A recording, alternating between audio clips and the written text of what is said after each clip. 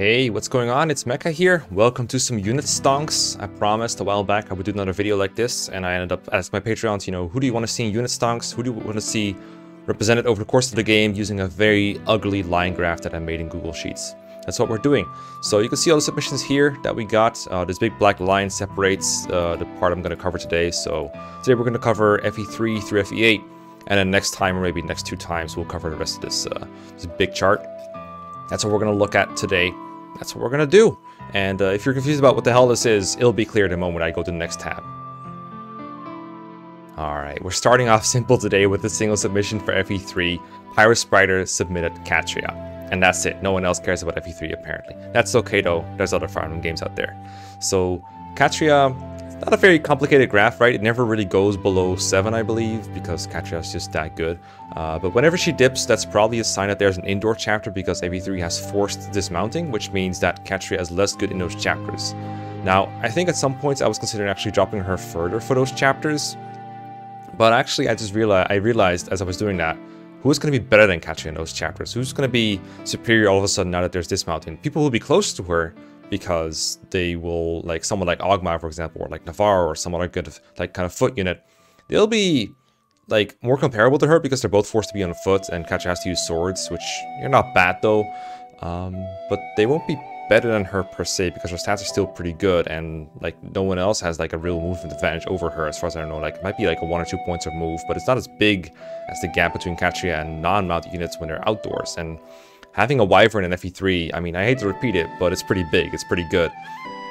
And then when she is outdoors, I gave her like flat out 10s once she's like raised, because like who's better than Catria in FE3? And like, just to be clear here, I'm mostly talking about book 2 here. That's what I based my markings on.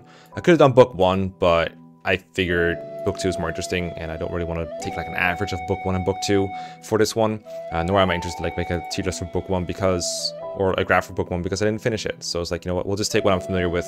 I hope Pyro doesn't mind. I hope you don't mind. But yeah, book 2 is what I'm assuming. So she joins in chapter 2, starts off pretty good. The units, there's like some units in chapter 2 that I think would be considered better, like, I don't know, Aran maybe. And then in chapter 3, Pala joins, so she like drops a little bit further. But at some point, she's going to be raised, she's going to be promoted, she's going to be good.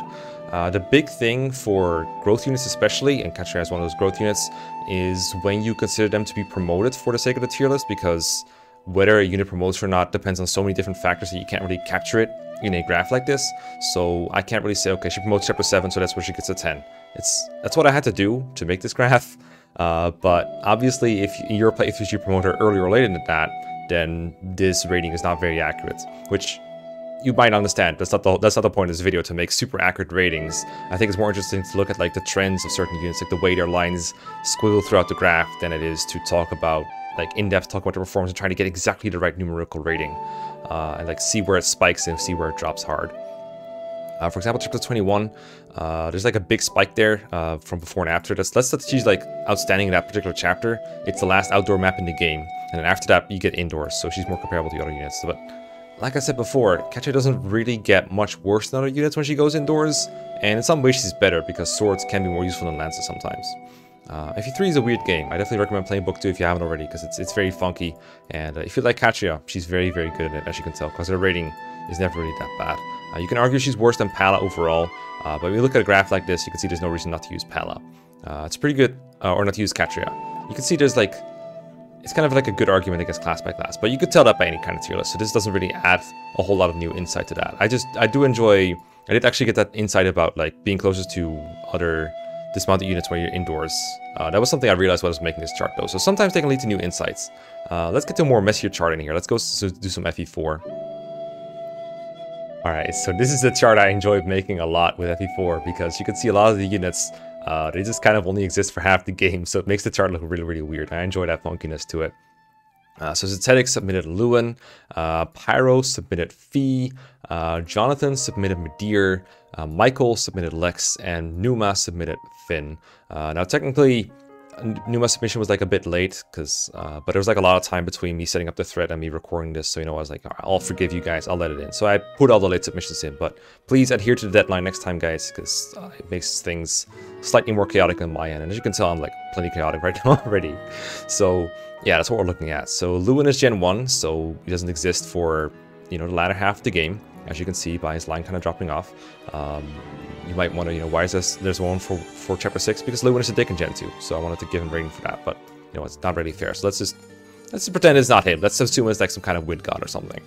So, 0 and 1. By the way, it's super convenient that a lot of games have a prologue, but then they do Chapter 1 afterwards, so I can just use a 0 for prologue for my data. That makes it actually flow well. You'll see later on that this becomes a problem with like Gaian chapters, but generally you can kind of adhere to the chapter numbering in the game and still have an accurate x-axis. I do really enjoy that.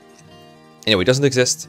And then Chapter 4, Chapter 2, I gave him a 4 because I'm trying to do this based off an efficiency standards, and there's no real good way to defend Lewin's utility. I might even have been generous with the ratings that I did give him in the end, especially once he picks up Force City, he goes to like a 7 or 8, but in a real efficient playthrough, Lewin is almost completely inconsequential in these chapters, even despite the Force City. But I did want to represent the huge spike it gives to his utility. But when you have a foot unit that doesn't even have Pursuit, it's really hard to justify a higher rating than what I gave him. But there's some ways you can make him useful. You could argue that, for example, in Chapter 5, Lewin is okay because a lot of people get hampered by the desert, so being dismounted doesn't hurt him that much. So you could argue that he's one of the more reliable, more efficient ways of getting to Reptor and killing him. Maybe. And that's kind of as close as I can get to justifying an 8 or a 7. But I think I've been too generous here. But for the sake of aesthetics and for the sake of talking about this, I decided to give some people maybe a bit higher rating than they deserve. I was more interested in the trend than I really was of being super accurate. If you want like super accurate ratings, well, maybe don't watch my channel because my tier lists are also not accurate. But maybe watch my tier list review videos where I talk to people who are more knowledgeable, or watch big tier list videos. Either way, you get it, Lewin. Then we have Pyro's next submission of Fee. If you're wondering why the hell does Pyro get 2 submissions, it's because Pyro is an A or an S tier, and those people get more submissions. Basically, the more money you give me, the more submissions you get. That's kind of the concept. That's one of the incentives for high tier Patreons, but I appreciate every penny. So if you don't want to be a high tier, I don't blame you. So he submitted Fee. Fee doesn't exist for Gen 1, so here we have the first, and I think this might be the only straight line that I have for all my Fire Emblem ratings that I've done so far. The only straight line. Why do I have a 7 out of here? Because I don't think there's much of a curve in Fee's utility. Like, sure, at some point there's like a promotion that might give her a slight spike, but I don't know if that even makes her relatively better because everyone else promotes 2. It's not that many. I think some could be promoted, so maybe she deserves like an 8 for when she promotes, which should be like Chapter 9 at the latest, I feel like. But I couldn't pass up an opportunity to give a straight line to a unit that I think almost perfectly fits a straight line, because Fee in every chapter, her unique utility is flying, which I've gone over before, and FE4 is not that impressive compared to being able to take advantage of roads. So Fee has something to do in almost every chapter, but it's rarely really significant. It usually comes down to saving a couple villages and getting some extra gold, either by like killing the brigand to make sure he doesn't burn out anymore, or stealing the gold for herself using the thief sword and then killing the brigand 1 turn later. So it's usually an increase of gold, and that's nice, but she's not a thief, so she can't give it to anyone other than her lover, so it doesn't add that much. And sometimes you can accomplish the same thing by just seizing a castle, and that will make the brigand despawn. Depends on which chapter, but usually Fee isn't even that necessary for securing the village in the first place. Sometimes it helps, and of course it's going to save some gold if she does it faster, but it's not that much. And outside of that, what does she really do? Her combat is good. Depends on the parents, but usually if you give like any sensical pairing, be it Noish or Lewin or anyone to Aranus, she'll be fine. Like, her combat is fine.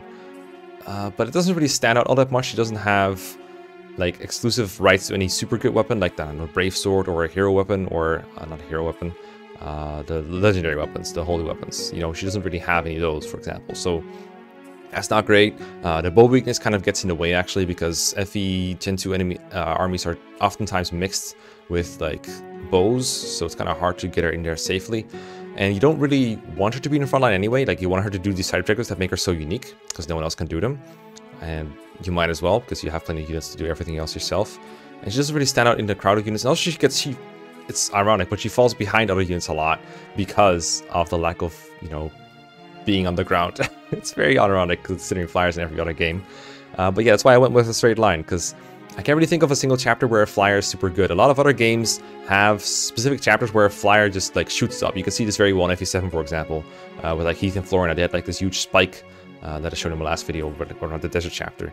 But FE4, despite the fact that it has some like heavy terrain somewhere, it doesn't really have a map like that because there's always like a road straight through the chapter that just takes you from castle to castle that you can just take advantage of. The exception is of course the desert chapters, but Fie can't really speed those up anyway because you're waiting for Seliph to get through them anyway, so that doesn't help much either. She's still better off going elsewhere, so that's why we have a straight 7. A 7 is not a bad rating, it's just kind of disappointing to have it's the least satisfying arc. I think that's the way Bopper would put it. It's the least satisfying arc. So yeah, that's why that's why Fie is a 7. I talk so fast, jeez. Okay, Midir is switching somewhere between like a 7 or 8 depending on the chapter. Like I gotta say, I didn't spend a whole lot of time making sure these ratings were accurate, like I said before. So I kind of went with my gut. Here's like the rough reasoning, right? So in Prologue, Midir's only around for half the chapter, and even within it, the chip that he provides isn't super useful, but still reasonably decent. So give him a 7, give him a pass. Chapter 1 and 2, I think, is utilities at the peak because there's a lot of enemies that need some chipping down before they can be one-shot KO'd. Even Sigurd doesn't one-shot KO some of the enemies in 1 and 2, like Armor Knights or the Bulkier Brigands, stuff like that. Even with the Silver Sword, he can't get through them in one round. So, for example, the Chapter 1 boss on the castle that Ares in, Sigurd needs help to kill him, and Midir can help him do that in efficient context. So, I think that he deserves some credit for doing that. And few other people have 2 range to work with, like Kwon has a Javelin, and that's about it. So the point is he's better than those. And in chapter 3 is when some people start promoting and some people start one-rounding stuff, and that chip becomes less appreciated. You start getting better weapons. You have like the Brave Sword, for example, at that point. So the chip becomes less necessary. So I still drop him off a bit. I still think he has some utility somewhere. You can probably justify him doing something. I'm not sure exactly what. But he can help out still. He's not bad now, but that unique utility that he had before where few people had like 2 range that could really help out, it's kind of diminished. And then chapter 4, I bumped it up back to an 8 because chapter 4 has 2 things that really help him. One is the availability of the Brave Bow. Even if you don't pair Midir with Aydin, you maybe pair Jamka with Aydin. In that case, you can still get the Brave Bow. Put it on Midir anyway, like be like, hey Jamka, that's a nice bow you got there, but I would like that please, thank you. Just like with the Killer Bow. And that lets him double enemies that he wouldn't have the speed to double. I think sometimes he might not double Wind Mages. And also, Pegasus Knights are a very common enemy type, and Midir is pretty good against those. Lots of people can one-shot Pegasus Knights, but, you know, Midir is pretty fine at doing it. And usually his shots come at no cost. You know, you have a 4-way dancer, you have a lot of ways to enable him to help out here. And then chapter 5, kind of the same story as chapter 3. At this point, you have even more powerful weapons and less need for him to chip. He's very bad against the enemies that are hard to kill, like the bosses with their holy weapons. He's not great in the desert. You can maybe shoot down some wyverns, but that utility is very limited. You're usually better off finding a character that can enemy phase a lot of wyverns than having Midir shoot him down 1, and then he's kind of in trouble. So Midir in this chapter, I wouldn't say is like worth more than a 7. He could even be argued to be a 6, but that's kind of the way it goes. So he's like a squiggly line. It goes up and down. He's like a yellow line over here. He's okay always. He's never your best character though.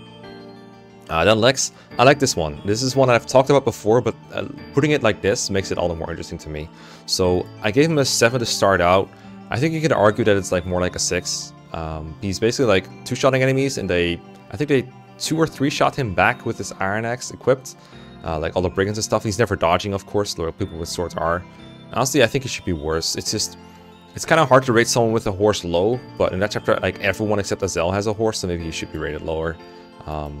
I think arguably he's like on par with Finn more than anyone else. Yeah, I'm gonna give him a 6 actually for that chapter because he's not that good, but he's still workable. And then chapter 1, I gave him a 6.5. Given that chapter prologue is a 6, maybe this one should be a 6 as well. Same problem, really, almost the same enemy types as the previous chapter, but you also have the Spirit Force where he's not exactly contributing because everyone gets slowed down a lot. He's not very helpful in recruiting Jamka. He's getting the Hero Axe at the end, but he's never going to be able to use it in that chapter unless you slow down a lot. So what does he really do? He picks up a Steel Axe and a Hand Axe, I guess. You can see it doesn't really add up to anything substantial here. He just has a horse and that's about it.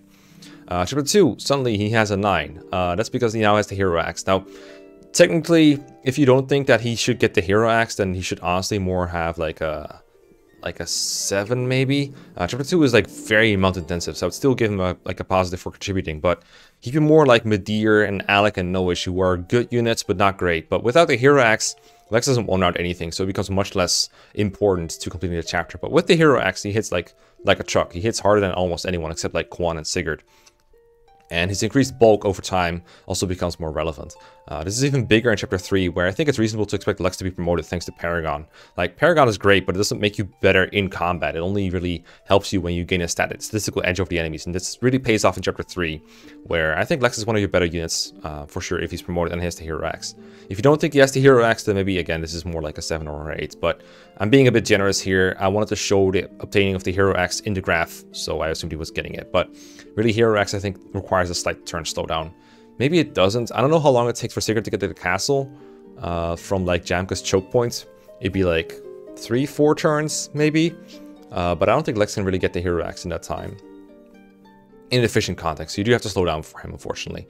And that's something that's hard to evaluate or like put into graphs. That kind of opportunity cost, like the thing where you have to like take into account that someone has to spend resources. This is very hard, for example, to take into account for FE10 Jill, who's someone who changes drastically depending on the amount of investment you give to her, and like how much you're willing to slow down to do that, to raise her up to be up to par. It's kind of hard to penalize her for that. Like, do you give her like a minus rating for every chapter she's in, or just a chapter where she's being raised? And if so, does you just add the benefit in other chapters? In a way, you could think of like, not just units can be put in the graphs, but also the way you use a unit. Like, for example, if I dock Lex points for getting the Hero Axe in Chapter 1, I say, okay, you slowed us down by like 5 turns for us to get the Hero Axe. I'm going to give you a 3. But that way you can be better in Chapter 2 or 3. And every chapter afterwards, thanks to that Hero Axe, you know, maybe that's worth it. I know for playthroughs that don't care about turn counts, it's obviously worth it. But is it worth it when you're trying to make these units adhere to strict standards? I think that's an interesting question. I don't have an answer for you, by the way. I think it's obvious that it's not worth it in an LTC context, and it's worth it if you're playing casually. That's really the best answer I can give. Anyway, Chapter 4, I think I've talked about this before, but Lex is really not that great in Chapter 4 and 5, unless he has like the Pursuit Ring, maybe, because the enemy types he's not very accurate against, like Wind Mages, and I think some Pegasi might have swords equipped sometimes. I might be confusing it with just the boss, but it just kind of isn't that great compared to previously. Obviously, also the bulk that he has, the physical bulk, is that's relevant against Wind Mages and the Thunder Mages that appear a lot in Chapter 5, and the desert slows him down as well. So those all kind of hurt him a little bit. He's not terrible still. He can be used sometimes, and you can argue he's a good candidate for a Pursuit Ring because with it he does 1-0 KO Armor Knights with the Hero Axe. But at the same time, Pursuit Ring, there's kind of an opportunity cost to it. It makes Nowish worse. It makes Lewin worse if you use them. So is it worth the trade-off? Like, do you really get credit for being able to use the Pursuit Ring if 2 other people can do the same thing with it? I don't think it's really worth a whole lot. So I went with a 7 or so. Now Finn, he's one of the more interesting characters because he's the only person who's around for like both generations besides Lewin, and you know what happened to Lewin when I gave him that rating. Finn is, you know, he's all right. For the first chapter, I gave him like a 6 for being mounted and technically helping. But you could argue he's the worst mounted unit because he gets hit by almost everything. His weapon triangle is disadvantage. He still hits almost everything. Like, he doesn't really have accuracy problems, but every time he hits something, he probably is going to need healing from Ethlin, which can be a bit of a drag. So I gave him like a 6. Chapter 1, he can actually be higher than this, like higher than a 7, if you give him like a very specific setup of like, okay, I'm gonna give him a Steel Lance, I'm gonna give him a Speed Ring, and I'm gonna give him a perfect setup that gets him Miracle. Because if you give him Miracle, he can avoid enemies 100% of the time and reliably like mow through enemies, sometimes even better than Sigurd can, depending on the context. Like, if you give him Javelin plus Speed Ring, I think he can 1-0 KO Hunters if he has good enough stats. Pala Elmlin will probably correct me on this if I'm wrong, but I know they used Finn a lot in their efficiency playthrough, that's why I'm bringing it up. But I think this is a bit too specific to apply to all playthroughs, but obviously if your playthrough is very heavily planned out, then Finn in Chapter 1 is like an 8 or a 9. For most players, I think he'd be closer to a 7. He's fine. He can theoretically use his Steel Lance to still kill enemies pretty well. I don't actually know if he reliably hits 1-round numbers, but he seems pretty good there. And he beats the arena due to Miracle pretty reliably, so his stats will just keep going up, and he's going to have no trouble in the arena. Chapter 2, like I said before, mounted units are a huge plus, even if they're not that good at combat. Fortunately, Finn is pretty good at combat, especially after seizing Nirnheim and you get the Brave Lance. He's the best candidate for it. Either you have him quadruple enemies with it, or you have Quan 2-shot enemies with it. I like keeping it on Finn. It makes it very easy to feed XP to him. I know a lot of people like giving him Paragon Ring and having him promote early due to that, which is why I gave him a 9 for Chapter 3. You can also just not be promoted for Chapter 3. You don't have to give him Paragon. You just make him be good. A great thing about Finn in ranked runs, for example, is that he's around for all games, so he's access to so many arenas that you barely have to invest field XP into him. That's also pretty cool. But I think he's pretty decent in Chapter 3. Even if he's not promoted, he just kills stuff with the Brave Lance. And then after the chapter's over, you can sell it or let him keep it for Gen 2. You can also give it to Fee if you want to.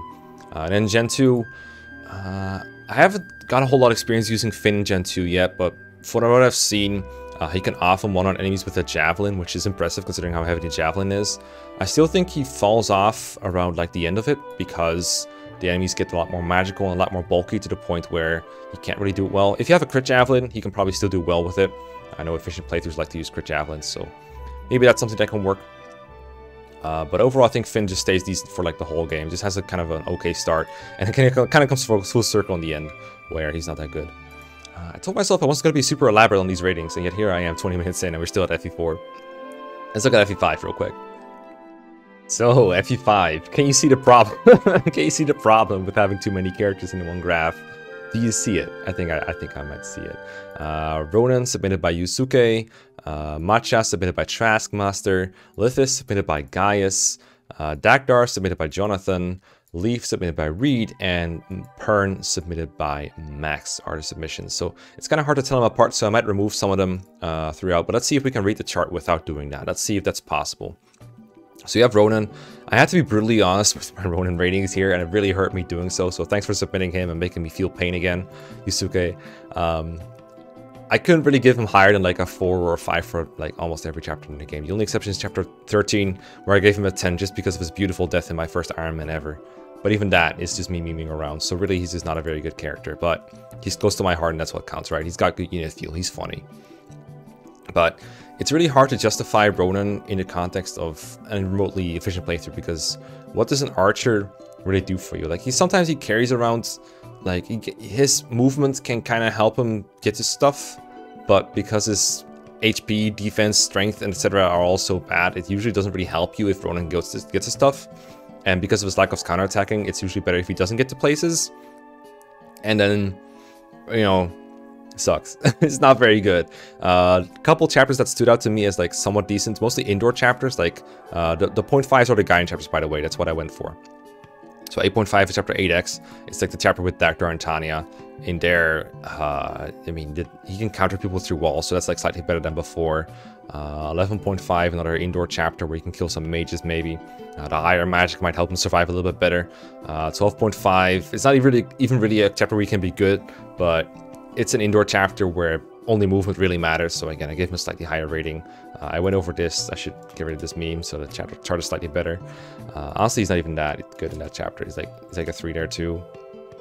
14.5. You can shoot down Pegasus Knights in that one. That's the kind of, you know, benefits of the doubts that I gave Ronan in this chapter, and I will admit they're probably even still being generous, but I still love my boy.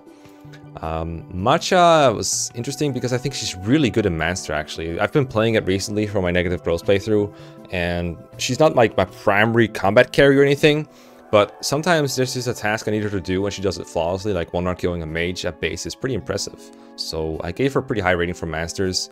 After that, you still get like, I mean, chapter 6 is when everyone gets a mount, so she gets worse by comparison.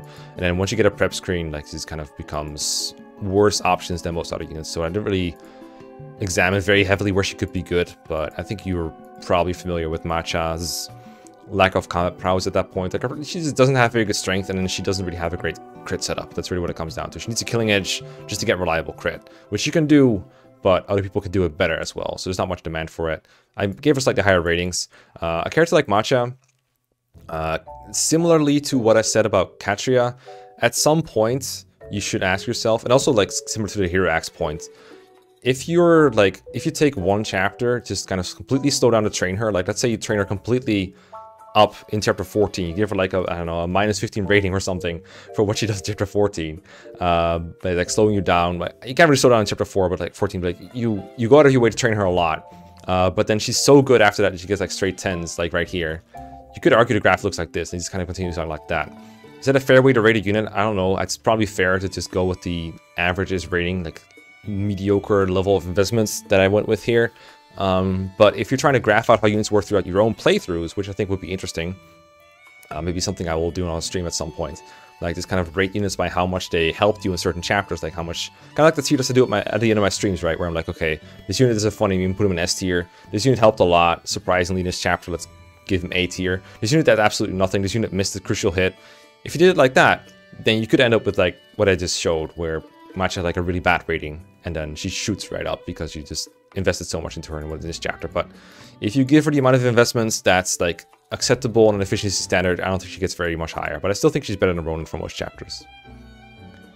Lithis, biggest insight that I had for this graph making process is Lithis' rating, because I realized while he's very good in Manster for a couple of tasks, he doesn't really have much of a reason to be on the map after that. Like, you can see a lot of bad ratings here that are like on par with Ronan, with some exceptions like 12.5, like 12x, a lot of unlocking to be done, so that's a good chapter for him.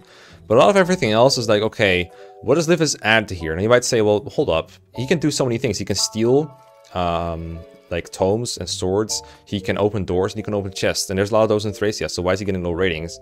Well, stealing tomes, it's helpful for Asbel, so he doesn't have to use up Graph Caliber, but there's only so much of it that needs to be done. Like, I don't have estimates, but let's say you need 10 Thunder Tomes, 8 Thunder Tomes, 6 Thunder Tomes throughout the game, depending on how like well you plan it, or Fire Tomes, whatever you want to say. You can do that, but you could also capture other things and then sell them and buy Fire Tomes in Chapter 6. Or you could use Graph Caliber. You might have some uses left at the end of the game. Maybe you can hammer in Graph Caliber once instead of something else. The opportunity cost is not that big. And this also only applies if you need to Asbel to use like a all tomes. You probably do, but maybe you have different ways to go about chapters than having Asbel carry you through. So I don't know how much of a demand that is. And also, it's hard to like attribute that to a single chapter. Like, in which chapter do you steal these tomes? And when is that benefit actually helping you? When do you get the benefits of that? When do you reap those benefits? It's kind of hard to assign a single chapter to that. In addition, opening doors and chests, it's very good in Manster, like I said. That's why he has like 9s for chapter 4, 5, 4x as well. Even in 6, where he opens some doors there, he has more movement than other units, so he can still help out despite not being mounted.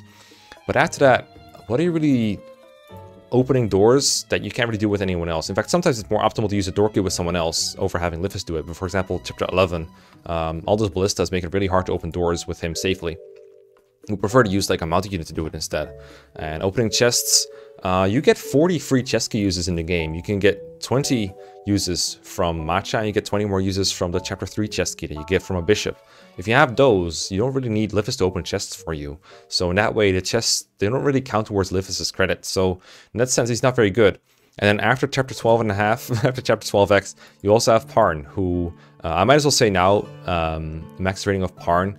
I think he's also hurt by this realization that I had in this graph. But Parn has combat utility, and it's just like better than Lithis all around when he's there. So I think this doesn't hurt Parn as much because he still has more purpose. And for example, in 21x, he does something that Lithis will probably not be able to do, which is use a magic sword to survive the room in the middle and steal the warp staves. Lithis might be able to do it too if he has enough build, but I think Parn, actually Parn is the thing for it too. I think the bigger problem I think is that Lithis might not have the sword rank to use the fire sword. That was the problem. Parn joins with like A rank swords or B rank swords. Lithis joins with like E or D. Might be the problem. I might be wrong. But either way, that just only affects this single chapter's rating. Like, Parn can get you like 3 warp staffs, which is pretty funny. And also kill all the mages in that room and then escape with his life. Hopefully. Not in my old Iron Man, but you know, he can do it if you plan well. So yeah, Parn can do that. And everything else Parn can do is just, he's do it better than Lithis, which means if you're only deploying 1 thief, then you're gonna use Parn, and Lithis doesn't add much. If using 2 thieves is still nice, but I already said that you often don't even need 1 thief to open doors and chests and steal stuff. So the demand for thieves is pretty low overall. So that's why in the chart you can kind of see Lithis is the yellow line that goes like this and kind of trends down with occasional shuts upwards whenever he's like really good. And then Parn is the, I would say it's like a, is it like a Cyan Magneta kind of line? It's like, it starts around 12.5 and it should always be above Lithis basically. I don't really see it super clearly, but it's right. It's about as good as Lithis is in 12x, and he's like always 1 step above him, which, you know, is true to his story. That's what Parn is like. Dagdar, is just really good early on. Like, you could argue Avel's better, but I think it's fair to give him a 10 anyway, just because like how far he's above the enemies. Like I always said, 10 is for the best unit in the chapter, and everyone else who's a step below them is a step below them. Maybe in chapter 1 he like joins a little bit later than Avel's, just like a bit more behind, so he's more like a 9, but come on, he's that good. And now you can probably see where he is in the graph better. He's like the green line up there. And then he's just really good. I don't have another way to put it. Maybe in 2x he's also not that good because the sand movement kind of hurts him. But other than that, he's super, super good. 8x also by far your best unit. At this point, Avel's not around anymore. I still have his rating slowly deteriorate throughout the game, because as the game goes on, there's more chapters where combat doesn't matter as much, and more maps where Akash starts hurting Dagdar more than it starts helping him, or at least it starts to hurt him more. It's still usually a benefit, but not as big of a benefit because the drawbacks hurt more, if that makes sense. Like Ballistas and long-range tomes and dark mages, all kind of bad news for Dagdar. You can still be very helpful for those chapters though. He never gets below like a 5 or a 4. He's pretty bad in chapters that like most people don't contribute in. Like the late game chapters where Dagdar has a bad rating, that's just because at that point the staff users just kind of take over and like steal all the relevance away from other units. There's just not much combat happening if you're warp skipping or if you're silencing all the dark mages. Like not as much to contribute. I think the only units who escape with like a good rating this chapter are like people who can reach A rank stabs basically, or B rank stabs maybe. Then we have Leaf. Similar to Lifis, I realized it's really hard to give Leaf a lot of credit for what he does throughout the game. Like, if you look at this, he's bad in chapter 1 because, like, I gave him a really bad rating for chapter 1 because, sure, he can get kills with the Lightbrand if you set him up for him, but if it weren't for Leaf, you would never do that. It's never a good idea. Everyone else just kind of one-rounds enemies for you, so it's only because investing in Leaf is a good idea that you're slowing down to feed him kills, but that doesn't really give Leaf any credit for it, so I actually think it's quite bad for early chapters. A bump in his rating up to 7 here because he can get the speed ring and become really good in chapter 2x, but usually he doesn't get that speed ring until the start of 2x. Then he starts like doubling something, so he gets a bit better. And then in Manster, I gave him like a 7 or an 8 because he's potentially your best combat unit there, especially before Asbel can really snowball, or Fergus. He can be pretty good there. With investment, so I gave him the benefit of the doubt. Then units start mounting and he gets a lot worse. People start promoting, he gets worse relatively as well. And really all he has to his, like, as his claim to fame after these chapters is he's force deployed, so he's free, and he has the King Sword, and he does some supporting things. But I can give him some credit for this, but not an infinite amount. Like, I can't give him as much credit as like just being really good at combat. Like, if I had someone like Orson or Asbel or even Fergus for this rating, I give him higher ratings than Leaf for these chapters, which sounds a bit strange. I know some people think Leaf is like the best unit in the game, but I'm having trouble imagining him as the best unit in the game, if that makes sense. I kind of already went over Parn already, so I'm going to skip out on him. I'm going to move on to FE6 now. Now, FE6, I left the original chart mostly intact, but I left out some units because otherwise it would get as cluttered as the FE5 one. So I left in Roy, Milady, and then the new submissions are Dorothy and Deke. I think the original charts, I had it, yeah, I have it in here still in case I need to look back at it, but these are the units I left out for now. But the new units I have here are Modi's submission of Dorothy and Herc and his submission of Deke. So I think Dorothy is another case of, if you want her to have a better looking graph than just these mediocre ratings all around, kind of like matcha level ratings or Lithis level ratings, then you kind of have to assume that you slow down in like chapter 6. I think that'd be optimal. Like, if you're going to invest in a unit, might as well do it there. Just slow down in chapter 6. Train her up to like be super good, solo the chapter with her if you want to, just block all the like choke points, have her get all the chip kills, buy like 5 iron bows for her, go nuts. She'll be like a minus 5,000 here, then she'll shoot up to like a 10 out of 10 here. Make sense to you? Not to me. That's, I think, how you get the most optimal Dorothy rating. That's not really the rating I can use for these graphs, and so I'm forced to like just rely on how good she is at base and how much XP you can reasonably expect to invest in her while still playing somewhat efficiently, and you end up with, well, she's okay in 6 because she's force deployed, she's even better in 7 because she can kill wyverns if she hits them with a steel bow, and then, I mean, you can see what happens there from there. That's just kind of how it is. I usually end up, for later ratings, I often refer to Klein and just kind of subtract to the point. It's as hard as it is to take into account the fact that you have to raise Dorothy for her to become good, like I just described, it's also pretty hard to compare her to Klein, even though the units are very similar, because how do you factor in the fact that you don't have to train Klein? Like, where do you give him credit for the fact that he's so good at base? Obviously, you can rate him based on how good he is in Chapter 11, based on his bases, but when it comes to like Chapter 21, for example, how does he compare to Dorothy? I gave him equal ratings, but I honestly don't know if that's correct, because I had to train Dorothy to make it to chapter 21. Like, if you don't train Dorothy at all, obviously she'll be more like a 1 out of 10 in chapter 21, despite the flyer effectiveness. But at the same time, how do you give Klein credit for that in chapter 21? I don't really have a great answer for that. But thankfully I don't have to. I just have to look at pretty graphs and talk for 40 minutes. So yeah, this is how I rate Dorothy. It looks like she's trending down because she like starts off with like some freebies and goes down. There are some couple chapters where I like gave her good ratings, like in Ilya, she can shoot down Pegasus Knights. I just assumed Ilya for this. And chapter 21, again, she can do the same. There's just some minor upticks to using Dorothy, some objective ones. But really, like I said, this kind of unit doesn't really get done justice by a graph like this. The way, if you're Modi, you like Dorothy a lot, you wouldn't use her like this. You'd use her like the way I just described. Slow down in chapter 6 and raise her up to be a 10 afterwards. And that's how I would recommend using her, if you wanted to use Dorothy for fun. Deke is a more interesting case because his flow is more natural. Like, he starts off good and he tapers off a little bit. Like in chapter 2, I think he's legit the best unit. You can argue he's like worse than Marcus. In fact, I would say Marcus is probably better. But Deke's starting position and his ability to just one-on enemies is almost unparalleled. In fact, Marcus needs like better weapons to do that, and you often don't even want him to. So I think it's fair to like just give him a 10. Like, just give him the 110 he has in the whole game, and we still have some room to like let him taper off later on. So as the game goes on, Deke starts doubling less and less. Like, his growth kind of catches up with his base, as it were. Auto units start being better than him. He has like serious competition for hero crests, especially from Rutger. So another good question that's hard to incorporate into the tier list is: do you assume Rutger gets a chest, gets the first hero crest? In that case, he doesn't promote until like chapter 12, which would make these ratings a lot worse probably. Or do you assume he gets it at the cost of Rutger and then boosts his ratings for these chapters? In addition, Deke is also hard to carry around with his high constitution, and he doesn't get the crit bonus that Rutger does, so he doesn't really one-out enemies all that much. I know from experience, for example, Alan was very disappointing for me in my last playthrough, and I bring him up because Deke has very similar speed to Alan in the long term. They have like similar speed for a while, even though Alan's base is much lower, but he has a better growth, so it kind of eased out at some point. And I always found that their mediocre speed isn't really helping. You do get a couple speed wings that can potentially help with that. And I don't think Deke is bad long term. I don't think I ever dropped him below like this right here. I gave him a 4 for the desert chapter, and honestly that could be argued should be a 5 because he still has like 2 or 3 movement, I think. It's not that bad, but definitely worse than a lot of other units you could be using at that point. Like, I don't know, the 10 out of 10 that Milady is. So yeah, that's these guys. Let's move on to some FE7. Now, Jacob did what I thought was not possible and be the only person to submit an FE7 character. It might be because I already had a couple of them in the chart. Again, I slimmed it down a little bit to not make it too confusing to look at. I trimmed almost everyone except like Hector, Marcus, Athos, and Isadora. But yeah, Jacob submitted Isadora. Thank you.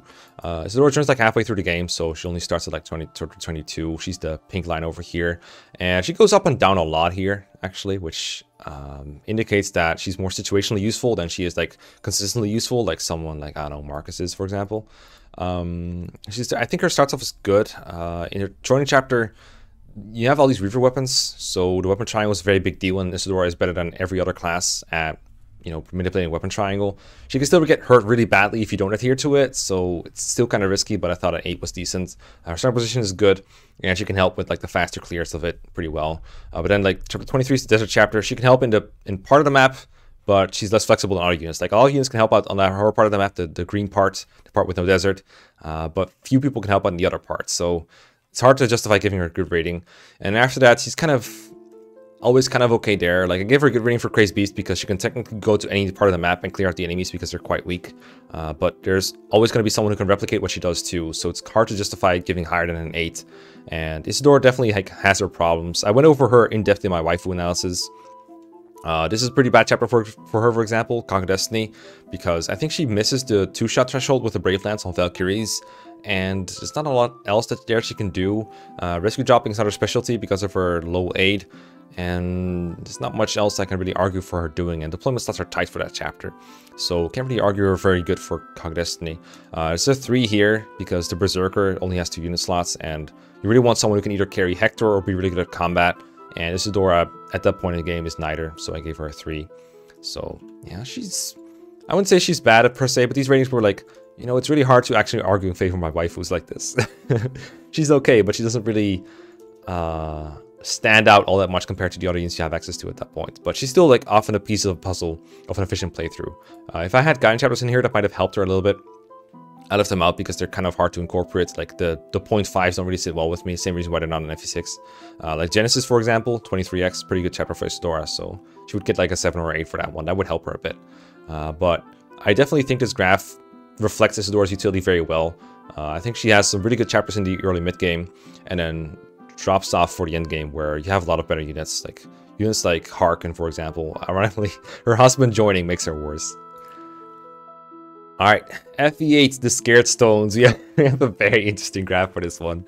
So, I didn't do any FE8 in my example one, so there's only 2 units in here, Seth and Molder, submitted by Zetetic and Flare Hydra, respectively.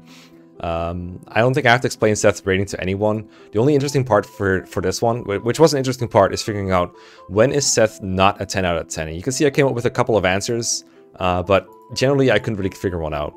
Generally the main competition for Seth as the perfect unit is flyers. If there's a chapter where you have a flyer that can do all the combat that Seth could, but with more mobility than he does, then he is worse. But it's really hard to come up with a chapter like that, especially because FE8's flyers, there's no FE10 horror in this game, for example, that just kind of trivializes all the combat. Like your flyers are like Vanessa, Tana, and Cormag, and all these have their own little investments and things they need to become good. So I can't often give him like a better rating than Seth, theoretically, because the only way Seth is not a 10 is if someone else is better in the way I'm rating these. But as you can see, there were a couple chapters where I was like, okay, Seth is not like the best here. So chapter 15 is the desert chapter. He's obviously impeded there.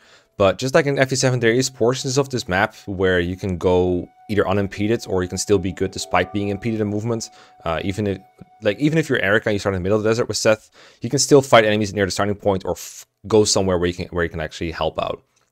And if he's in Ephraim routes, then he has like the whole bottom of the map where he can still kill almost everything effortlessly. So I gave him a lower rating than I would give the flyers, like an 8 out of 10. You can argue it should be a 9, but I think it's reasonable to say Seth is worse in chapter 15 than he is in chapter 14, for example. Chapter 16, this is a chapter where I think someone like Saleh with Warp could potentially be better than Seth. That's about it though. So you could argue still a 10 here, but that's like one of the chapters where like maybe he's not the best here. 17, this is a chapter where a flyer or a warper can be very helpful to save some turns that Seth could not. So again, cut him down to like an 8 or 9 here. 18 doesn't really have flying terrain. 19, that's the last hope chapter. It's a chapter where warping saves more turns than like a combat unit, but at the same time, he's still the best combat unit you have. So he's probably going to be part of some kind of efficient clear. But he's not the only piece of the puzzle anymore. Like in these chapters, for example, like Seth is almost all you need to finish these chapters efficiently. Chapter 20, I gave him a 6, which seems very low. If you're trudging through that chapter very slowly, going through like all the forests and terrains and doing like slow rescue drops, then Seth, obviously helpful-ish because he's still good compared to other units. But if you're doing anything efficient like flying or rescue, like warp skipping the chapter, then Seth can't really contribute a whole lot. Like you could be like the boss killer maybe. Like you could maybe kill the Draco zombie. But Seth isn't very good at that because the Vidofnir, the only weapon he can reasonably use, is kind of trash and I don't think he two-shots Morva, so that wouldn't be super great for him. So I gave him like a 6 because the chapter just has too much terrain basically. Like even if you're a mediocre flyer, like if you're like a base promoted Cormag or you're like, I don't know, Vanessa or Tana with all their issues, at this point in the game they're going to be more useful than Seth. And a lot of people, like, that's kind of about it, to be fair. But I still think the gap is so big that it justifies him being this low. 21, the final chapter, I think is slightly better for him in that regard. I think he's okay in there, but he just needs to be warped across the gap in the middle, or like rescue drops across to contribute anything. So still like deducted a bit from his rating. Like he didn't really need nearly as much help here as he did here. Other than that, I don't think I have to tell you guys how perfect Seth is. Like these chapters kind of speaks for themselves. He's invincible, and what really stands out about Seth is that he has really high res as well. So he's really getting like 14, for example, for not getting berserked. I kind of like that about him too. And then Molder, I had like some painful memories come up when I talked about Molder, because I was like, oh, Molder was like a pain to promote in my playthrough, my efficient 100% growth playthrough. Now that it's not a very reflective playthrough for efficient play, but I think it's a good showcase of how slow XP gain is. I've traditionally always defended healers, even in efficient context, as like basically dancers, in some parts of the game where instead of using a vulnerary, someone gets to attack and then get healed by Molder, and that saves him a turn. But when you look at FE8 and like somewhat efficient contexts, it's really hard to argue that Molder is doing that a lot. Most of the time, I think if Molder is healing someone, he's doing it for his own XP benefit. People don't really care about getting healed by Molder because who's doing most of the work? It's probably Seth, and Seth doesn't really need healing. And occasionally someone else might need healing. For example, in Chapter 5, I think it's reasonable to say Molder is helping other people somewhat frequently to get to full health. If you want to get all the side objectives, Seth can't do everything on his own, so some people who are worse at combat than Seth and will get damaged more than Seth will probably need healing at some points. But then in Chapter 5, Natasha's force deployed, so that kind of hurts his utility anyway. And it takes a long time for Molder to get promoted. I kind of generously assume that Molder will promote around the mid-game somewhere. I don't know. Chapter 9 is probably too early. But if you are playing efficiently, like I promoted Molder in Chapter 17, for example, which that's just sad. At that point, Molder would have like 5s all the way here. So I was kind of generously assuming he gets promoted earlier with like Chapter 5 Guiding Ring and become a bishop and be like good in Chapter 11 and 12 for killing monsters in one round. But I think I'm still being overly generous here. For most people, I think this would be roughly what the curve with Molder looks like. I think he's mostly healing for his own benefit. But, you know, if you think I'm wrong, you know, feel free to comment. That's what I think. And then, you know, before we close this off, I could end the video here, but I thought we might as well finish off the GBA Fire Emblems. And there's, if you know, there's 4 of them. We have the Last Promise in here. Let's do some Last Promise. Now, somehow, we have more submissions for Last Promise than a lot of other games. Death Star submitted Anakin and Kellic, and Danny submitted Sia and Kevin. All interesting picks. Kind of a weird game to rate units for. I'll be honest, I don't have a great memory of The Last Promise in its entirety, but I have played it like 3 times, so I know roughly how it goes, but I might have missed some key details that change ratings in certain chapters. Again, I'm not including the guidance chapters. If you don't know, The Last Promise is a ROM hack of Fire Emblem 7. It's probably the oldest completed ROM hack in the history of Fire Emblem ROM hacking, and it's very iconic for that reason, and also for Kellic reasons that we'll get into for its Chapter 15 rating. But Anakin is the most simple one. I think he's... Oh, hold up. You lost your rating there, buddy. 8 out of 10 in Chapter 11 and 12 because, I mean, he's an attacking dancer. He's like a monk that can also dance for people. That's good, but usually I find the attacking part isn't very useful. I just kind of use him to dance for people. And because he's kind of fragile, doesn't want on anything. He's not the best person to like do enemy phase with. And on player phase, you just want him to dance for another unit generally. And it's also like very XP efficient to do it that way. So he doesn't really get level ups a whole lot. He doesn't like grow out of control very strongly. So in Chapter 11 and 12, you have a relatively low number of units. In fact, Chapter 12 is the canonical chapter. What am I talking about? Chapter 11, you only really have like 3 other units in that chapter. Maybe, I think Karina's the 4th that you get in addition to Anakin. So you don't really get to do a whole lot of dancing because people will be either too far away from you, or you're kind of forced to hide Anakin a little bit, or you just have less options to dance for. I find it that you can dance someone like 1 or 2 turns, and that's kind of it. It's hard to explain, but a dancer in a chapter where you have very few other units tends to be not as useful as a dancer in a chapter where you have many units. For one, the other units provide like opportunities to rescue drop Anakin closer again, for example. That's like a helpful thing they can do that you don't really have time for in Chapter 11. So while he's good for being like one of the few units you have, and obviously he's helpful to have around, I don't think he's like deserved of a 10 there. I think, like for example, Kevin is right here. I think he's a bit better than that. But for every other chapter, I gave him a 10 because the answer's that good. In fact, I don't know why he doesn't have a 10 for the final chapter. He's really good. There you go. 10s all around. Like, dancing is broken. You get a lot of mounted flunkies to just rescue drop him around if you need to. Dancing good units is good. Like, I don't know what. Don't ditch your dancer. That's really all there is to it with Anakin. Dancing is really good. Kellic is a more diverse case. He has 110 here in Chapter 15 because it's where he has this iconic line about how much weight you can handle. That's why he gets a 10. If I had to give him a Nami rating, it'd be like an 8. So let's do that. So Kellic, I think what makes him hard to rate is that he's like a sword user, and normally that's bad in GBAFE and the like because, you know, sword locked, no true range, weapon triangles advantage. Not as big of a deal in The Last Promise because weapon triangle is a bit more diverse than like FE7, FE8. But he has a personal sword with 1 true range, which is really good. But the question is when that breaks. Like, which chapters do you use it on, and when do you give him credit for having that? Because he can use it in any chapter, but he can't use it all the time. So there's going to be some chapters or some situations where he doesn't have 1 true range. I guess it's fair to say that he has 1 true range as an option, and when he doesn't need it, he can use another weapon instead.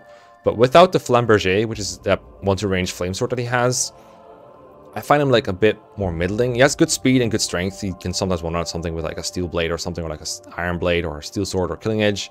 So it's not like he's completely stuck like without a creak up the paddle or whatever you want to say it. But it's just hard to relate rate. It's kind of like with Mer's Dragonstone, but in a different scale. So I think Kellic is interesting in that regard. Other than that, I think he's okay. He has like a bit of a problem like the FE7 Lords, where he promotes kind of late. I think his promotion is around chapter 20, the Dragon chapter in the Valley, where you have like 10,000 Wyverns. That chapter is not particularly great for him though, because Wyverns aren't his favorite enemy to face. So I only gave him his promotion bump like after that chapter. But he's never really bad. Like his combat stats are good. But I find it hard to like really rate the Flamberger as an option because it can run out, so it's hard to like use a lot. Chapter 12, he's like one of 3 units you have, so I gave him a high rating by default. There's like one Paladin that's better than him, Levion.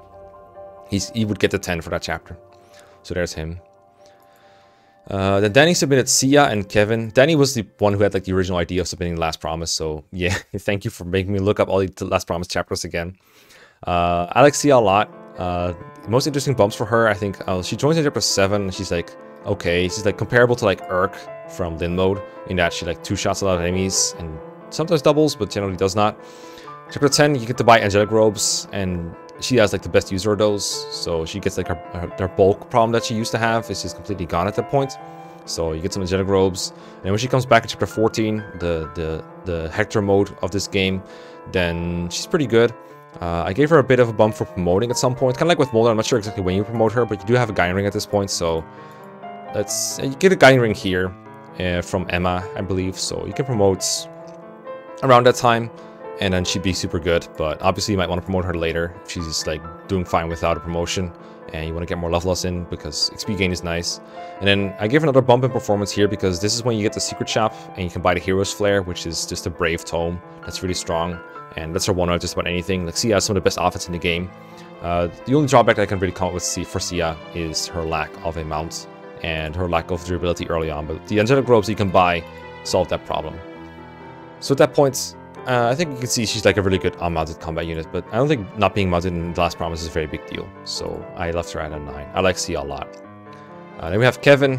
Kevin is an Armor Knight, and traditionally I don't really like those very much, so I'm like kind of holding back on giving him good ratings. I do enjoy him as a unit though. I give him the Ether Sphere, which is basically like an all-around stat boost. Like that gives like +3 con, move, and every other stat as well. In my last playthrough, it was super broken.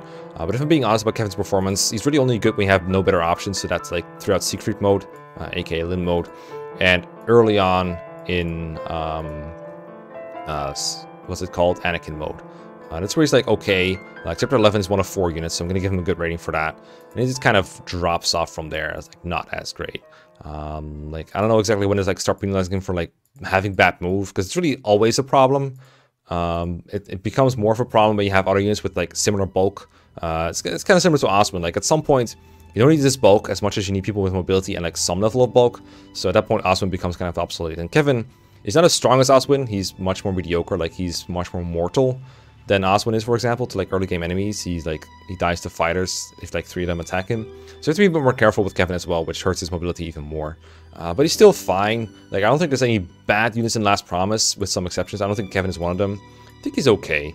He has some good free utility, but it's definitely fair to say that he drops off at some point. So that's why you have like a green line that kind of stays flat for most of it, but never really gets good. Again, I'm being a bit generous with his ratings probably, and if I made an actual tier list, or if I like really looked into it, maybe his curve goes down a bit more. But this was my initial quick impression. That's it. That's all I have for today. I plan to continue with Tellius and the other games at a later date. I don't have those graphs ready yet. And honestly, I think I timed the video pretty well in the fact that I talked for like 40-50 minutes, which is usual length for tier list videos. So I'll leave it at that. If I didn't see your submission, I'm very sorry. I did try to collect every single one of them. But you know what I'm in for next time. So this is the submissions that we're doing the next time. It's the ones we're going to go over. Can't install updates. What do you mean? Anyway, sorry for sounding a bit chaotic, but if you watch my channel, you probably know what it is. And I gotta go make some dinner now, but I'll see you guys around. Thanks for watching, and thanks for everyone for submitting and subscribing to my Patreon and everything. I really appreciate it. Thanks, and bye.